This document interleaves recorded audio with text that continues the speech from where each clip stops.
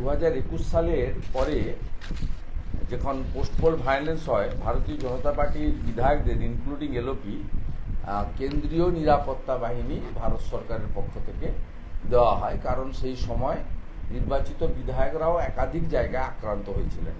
আর আমরা তো প্রায় হই, কদিন আগেই কোচবিহারে হয়েছি, তার আগে বারুইপুরে হয়েছি, তার মধ্যে বারাসাতেও হয়েছি, ব্যারাকপুরেও করার চেষ্টা হয়েছে।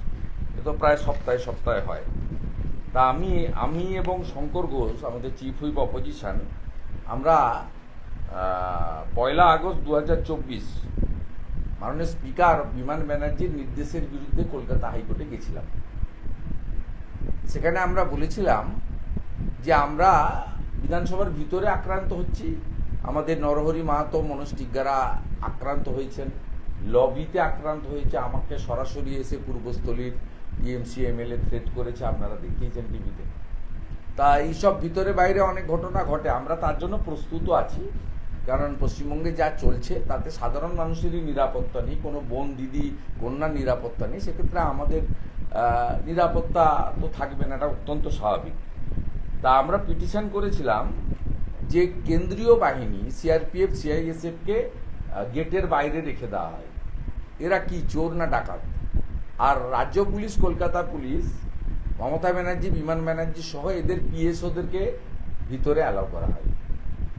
তাতে আজকে অনেকদিন হিয়ারিংয়ের পরে জাস্টিস অমৃতা সিনহার বেঞ্চে এই মামলার নিষ্পত্তি হয়েছে। সরকারের উকিল বলেছেন যে রাজ্য সরকারের কোনো রাজ্য পুলিশ বা কলকাতা পুলিশ, অর্থাৎ তাদের পিএসওরা মানে পার্সোনাল সিকিউরিটি অফিসার যারা আছেন কলকাতা পুলিশ বা পশ্চিমবঙ্গ পুলিশ, বা তারা কেউ অ্যাসেম্বলি প্রিমিসেসের মধ্যে আসবে না। আমরা এটা খুশি। আমরা আমাদের পিএসওদের এন্ট্রির থেকেও এক যাত্রায় পৃথক ফল, এই বেআইনি কাজ সিআরপিএফ এবং সিআইএসএফকে বিমান ব্যানার্জির যে আটকানো, এটার আমাদের বিরোধী লড়াই ছিল, দীর্ঘ 1 বছরের লড়াই, 1 বছরেরও বেশি। 1 আগস্ট 2024 থেকে আজকে আমরা জিতেছি। মাননীয় অমৃতা সিনহা মহোদয়া ডিসপোজাব করেছেন। তিনি বলেছেন যখন কেন্দ্রীয় নিরাপত্তা বাহিনী ঢুকতে পারছে না, তখন রাজ্য পুলিশ এবং কলকাতা পুলিশ 294 জন, তার মধ্যে মনে 1-8 জন মারা গেছেন এমএলএ, বাকি যে কজন এমএলএ আছেন কারোরই পিএসও বিধানসভা চত্বরে ঢুকতে পারবে না। অর্ডার আজকে হয়েছে, কাল থেকে এটা বলবৎ হওয়া উচিত। আশা করব সন্ধ্যার মধ্যে অর্ডার আপলোড হয়ে যাবে। এটা আমাদের একটা বড় লড়াই ছিল, এই লড়াইতে আমরা জিতেছি। আমরা হাইকোর্টের কাছে কৃতজ্ঞ এবং এখানে আইন জিতেছে।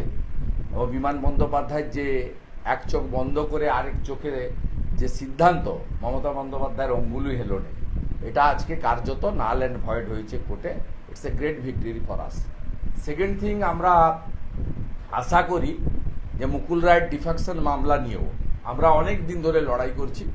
আমরা আশাবাদী যে আগামী 3 সপ্তাহ পরে ফাইনাল ডিসপোজাব আছেন মহামান্য বিচারপতির কাছে। এটাও আমরা লড়াই করছি।